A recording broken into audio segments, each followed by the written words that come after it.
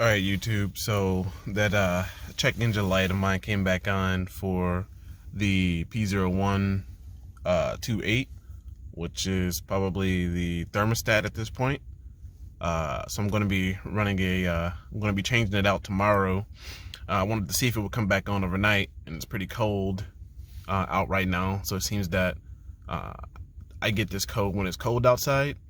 In my last video, you know that obviously now that didn't fix the problem, so it looks to be that my thermostat is stuck open or is sticking when it's cold outside. So stay with me. I'm going to go and change this out, and hopefully it should work, or the check engine light should go out. Stay tuned.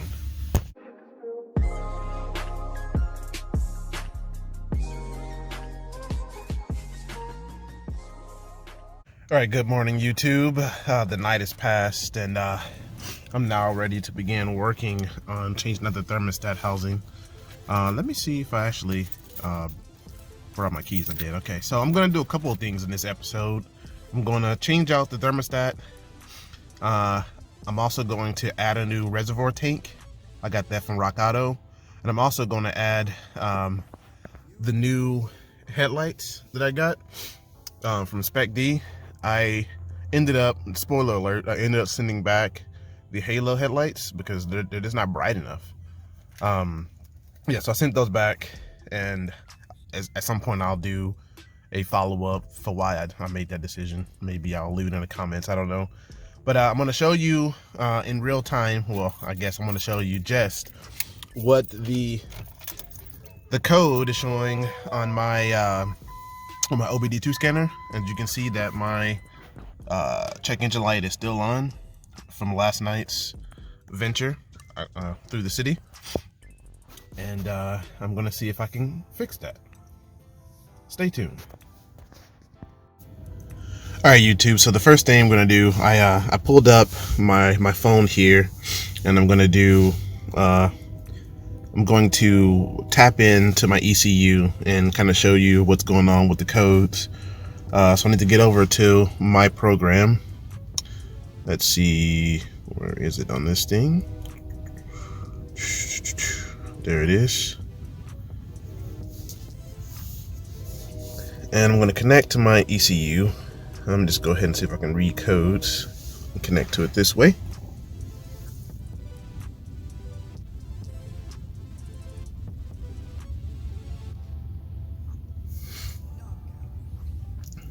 And it looks like we're up now. So I got trouble code on, check engine light is on, one trouble code, and warm up since trouble code cleared. I haven't even warmed the car up today.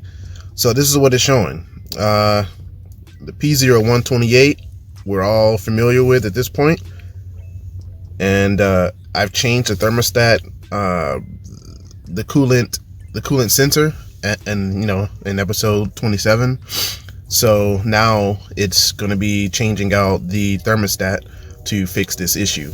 If you click on just the more info on the P0128, it'll give you some information about what it possibly could be and possible causes, and you can, you know, essentially run through your system of checks.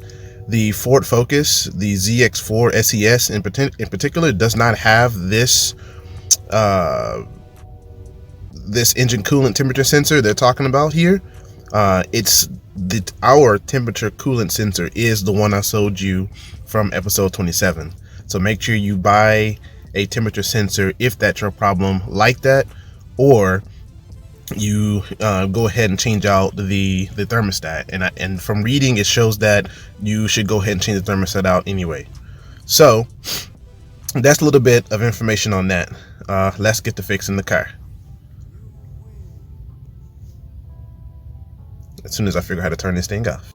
All right, so YouTube, these are the items I'm going to be changing today. I'm going to be doing a replacement of my headlights, and you see why here. This one has some clearing damage that I was unprofessional with when I first started doing this, and I'm just going to go ahead and change this one out too, and just have this one's actually okay, but this is like some of the clear coming off, but that actually can be fixed.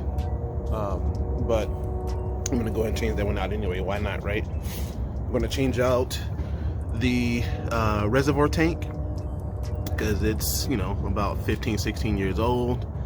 It should be replaced at this point. And also down there in the back, if you go under these two sensors here, way back there, there is the thermostat. So we're going to change that out today. First, you got to drain the radiator fluid from under the car. I'm going to jack the car up, get up under and drain the fluid. Since the car is already cold, I don't have to worry about, I don't have to wait. I can just go ahead and do it. And then we can pop that thermostat housing out, put the new one in, and refill the fluid, start the car, drive it. Sound like a plan? Great, let's get to it. All right, YouTube, so we're now up under the car. I got everything jacked up safely. Make sure you remember to do that when you're working under your car. Don't want anything to happen to you out here trying to save yourself some money and, you know, do your own work. But when you come up under, you'll see you will see me back it up just a bit. This is the transmission pan. So the stopcock for the coolant is on the driver's side. So follow the transmission pan and go straight across from that, and there it is, that little black piece on the left right there. Let me see if I can get my hand over. There it is. So that is the stopcock for the engine coolant in the radiator. Remember, the ZX4's reservoir tank is up on the passenger side of the engine. That's where all our fluid is stored, or the access fluid is stored. So I'm going to open this cock and slowly and allow it to drain out, and then we can move on to the next process. So let me do that. I'm going to do that off camera because I don't want to be up under here and risk getting my phone having coolant all over it. Be a bad day for me and a bad day for you because I won't be able to shoot videos for a while. But anyway, I'll turn you back on once it's drained and we'll move on to the next step. Oh, and I guess one more thing before I begin. I'm going to use a flathead screwdriver. Yeah, I'm going to use the flathead screwdriver to get in here and unscrew this. It doesn't take very much, so don't use an impact. Just use something that can, you know, give it a little bit of torque to unscrew, and then let it slowly drain out until you get a steady stream, and then go ahead and let the floodgates open. All right, so I think the first thing I'm going to do in this process, it's still draining the coolant. See down here, start this over just a bit so I can try to catch as much as possible. I don't want to endanger any animals. I'm going to go ahead and remove this 16 year old reservoir, coolant reservoir. And to do that, I'm going to need looks like some needle nose pliers, and I think this is a 10mm bolt down here. So you remove that bolt, and it's held in the back over here. You got to remove that bolt, pop it up, release these I guess clamps here, and this whole thing will come out. Pretty simple stuff. So let me gather all that. I'll cut you back on. All right, I've had a continuity change. So what you want to do to remove the hoses is that you want to get yourself a pair of long needle nose pliers. I like to get up under this flap on the end and then squeeze them, or you could just do these two flaps and squeeze them, and then you can move this up or down like so. You want to get this down far enough to where you can pull this plastic piece out. So I'll show you on this one, or at least I'll attempt to show you on this one with one hand. Squeeze it and move it down. Now you're free to pull these off. I hope you caught that because my cameraing today is pretty bad. So you just slide that down and then you just pull it off. It's pretty simple. Next, I think right here is a 10mm bolt. Let's verify that. Let's see here. I got a 10. It is a 10. You're gonna need an extension to get in there, and or a small enough wrench to squeeze between the space. It's easy if you have an extension. You don't have to worry about anything. Oh yeah, don't forget about this one down here. You'll have to squeeze it and pull it off to get it out. All right, I'll cut you back on when that's done so you can see the aftermath. All right, so I got it out. I'm taking it to the light here, and you can see why I want to change it. This is why. I mean, it's pretty old. It served its purpose, and you know, it's time to part ways with it. Ooh, shoot, it almost got me, but you didn't. Haha. And yeah, it's definitely time to part ways with it now, trying to spray me. And then we're gonna set this off to the side over here. I'm still draining a little bit more on the coolant down here, so I'm gonna let it sit for a little while longer. I may go ahead and install the new reservoir tank while I wait. So I'm gonna do that, and I'll turn you back on. So at this point, I just want to say this once. You can make work easy for yourself by putting back everything the way you found it. I mean, it's making sure you remember where all the cables went, the correct send out and return lines. You want to make sure you put everything back how it would have been on the other one, and make sure that you check to see if it actually fits the car. I triple checked this beforehand, so I know it was going to fit. And you know, I think there's 2 variants of this out here, so you want to make sure that you really look at yours to see if it fits. Anyway, that's enough on that, and here's a quick word from our sponsor from today. Hey everybody, I'm today's sponsor. Ironically, I'm not sponsored, but I would like to be. And the next episode, we're going to be looking at changing out the windshield wiper fluid hoses that somehow broke during, I think, episode 24. It was broken or so. So we're going to check that out. Stay tuned for that. The dog is enjoying himself some sun here, and his little bear pillow just sitting here. Good for you. Let's get back to the video. All right, so I got that all taken care of. It's all bolted back on, right spot in the corner, and in the back it sits down on that. We're good to go there. I mean, look at that, brand spanking new. It just looks pretty good. I mean, if yours is old like this, 16 years old, go ahead and replace it. I might need to go ahead and replace this too. My power steering reservoir tank, and maybe even my brake cylinder reservoir tank. Need to go ahead and change those out. Those are pretty old, but they, you know, say it ain't broke, don't fix it. But if you can't read anything about where your level is, then you're obviously doing yourself a disservice. Anyway, so the next thing I'm going to do is I'm going to take off my right headlight so I can have better access to get to the area I need to work on. So I'm going to begin by removing my my mud chill panel, or whatever they call this thing, radiator panel.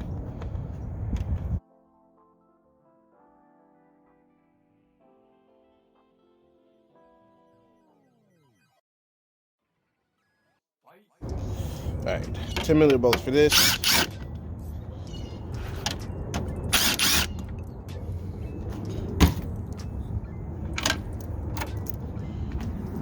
Gotta remove those. This flap comes up and out.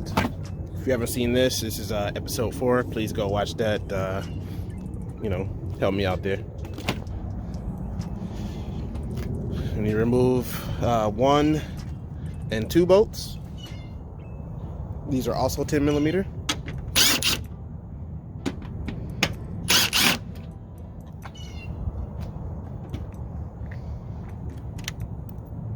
What is that splatter? Oh, it came from there, the old one.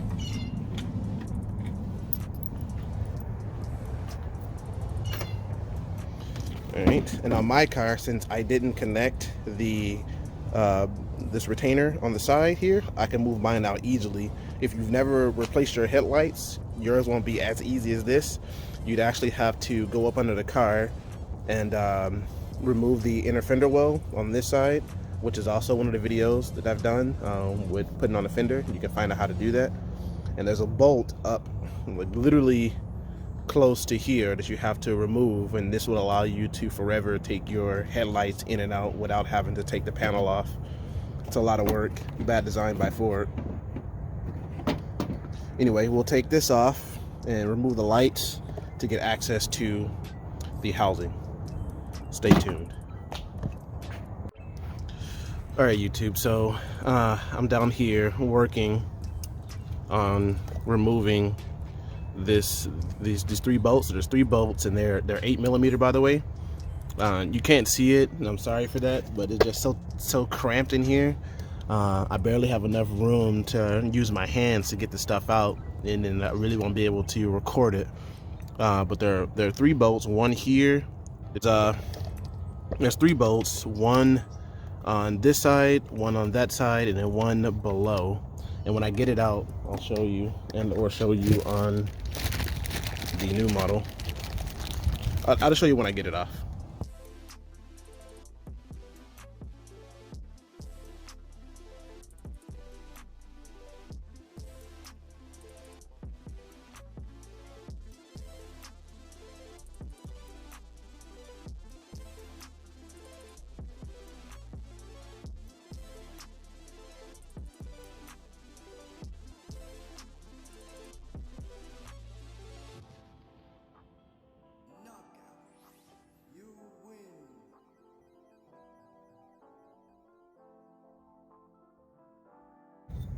There's 2. It's out. See?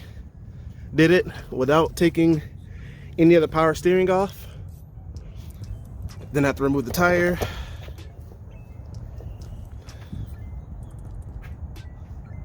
Then I have to remove the tire, no power steering, and I was able to get it off.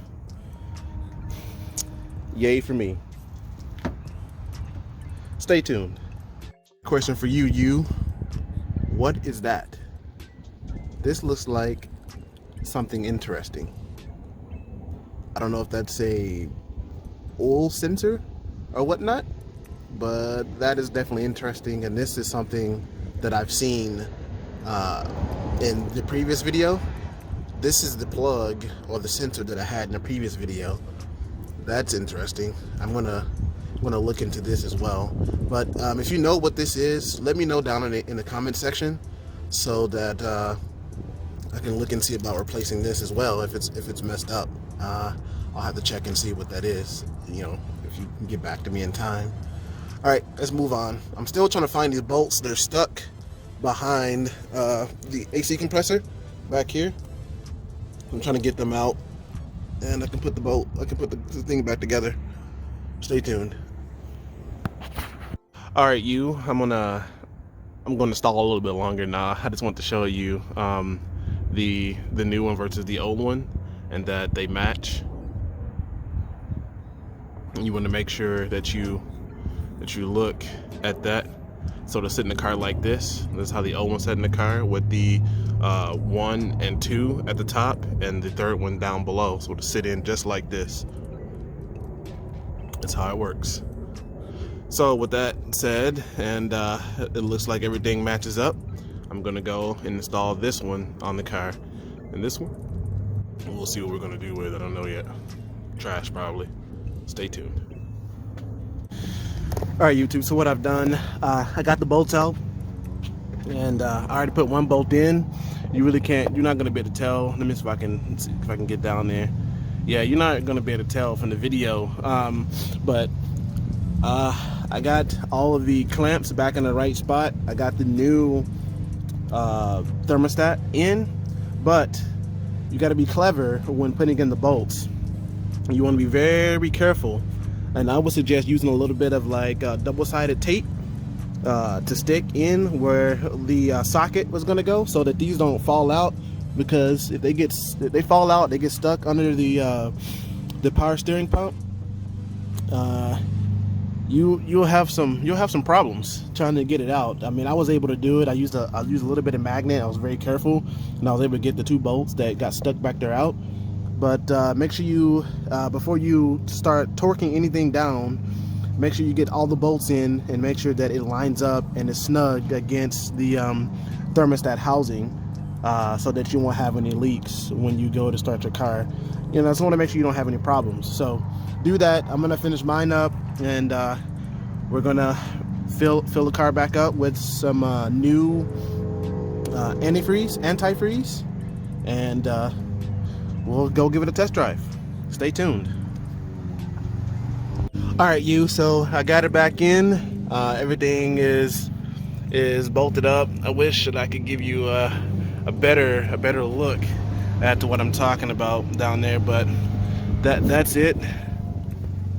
That's it down in there. You'll see when you take your light out and you look straight from your passenger side light straight down. It's right here.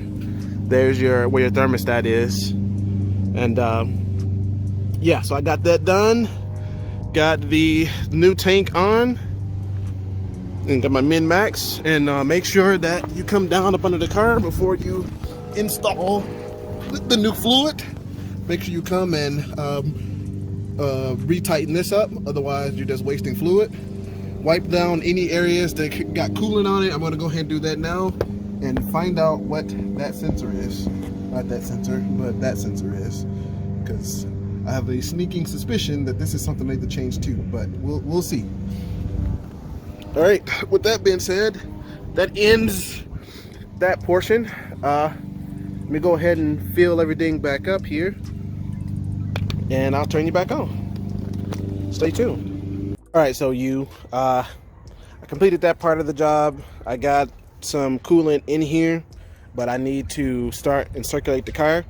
What I'm going to do now is go ahead and put on the new headlights, which are over here.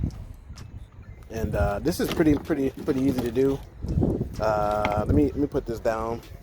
And I'm just going to put this on what is it, that hyperlapse? Yeah, so that you can see what's going on. I'm going to get all set up here for you. All right.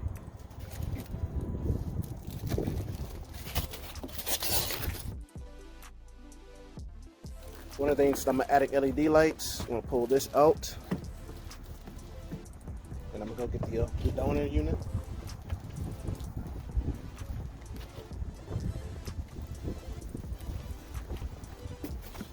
Let's turn it this way. So same thing for the donor unit. You wanna pull out the rubber housing, just like so.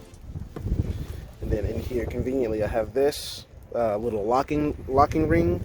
I'm going to spin that, which allows this to be free. Pull this whole unit out. Set this to the side. I guess it could stay like that.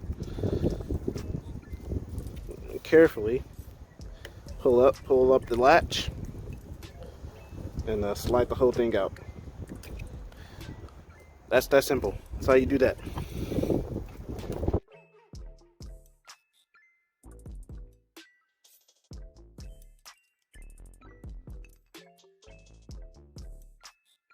Alright, so everything's back in, and I got the lights on, new lights, looks pretty great. And now I'm going to take it around a little bit, allow that coolant to cycle through, to see if I need to add some more when I come back. But let's stay tuned to see if that check engine light comes back on. It shouldn't, but if it does, well, we'll have another idea. Stay tuned. Alright, so you're looking at the check engine light for the P0128 still on. However, I haven't cleared it since I installed the new thermostat, so I'm going to go ahead and do that now. Don't try to clear codes with the engine running. You have to turn the engine off. I'm going to clear the codes so everything is clear. And I'm gonna drive it around for a bit of time to turn the AC on and whatnot, check for any leaks, all the other things you need to do while you are maintaining your car. But I'm really going to be checking to see if the check engine light comes back on due to that P0128, and I'll let you know, so stay tuned.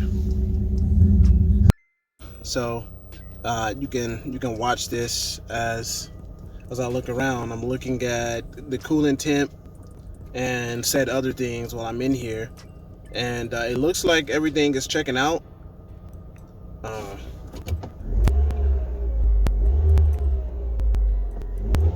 Yeah, it looks like everything's checking out. I'm gonna go take it for a test drive real quick and see what's going on.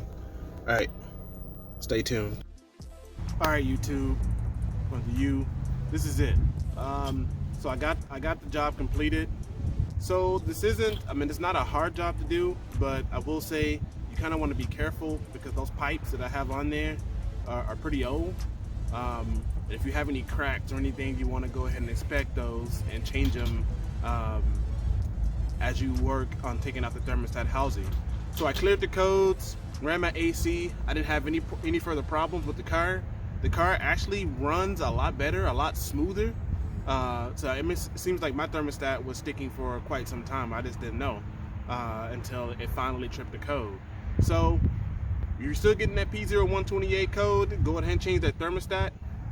And I think the code reading says to go ahead and change it anyway. If that P0128 shows up, change the thermostat, and go ahead and change your cylinder head / engine coolant sensor as well, even though that may not be the issue, but the thermostat seems to be the issue. With that said, I'm Jamel. You watch Focus Hands. Tune into the next episode. Like, comment, subscribe. Got some interesting stuff coming on. Ooh, man, I can't wait to do my car like that. I don't want the loud exhaust mess, but I do want to add a little turbo, make a sleeper. Anyway, catch you in the next episode. Peace.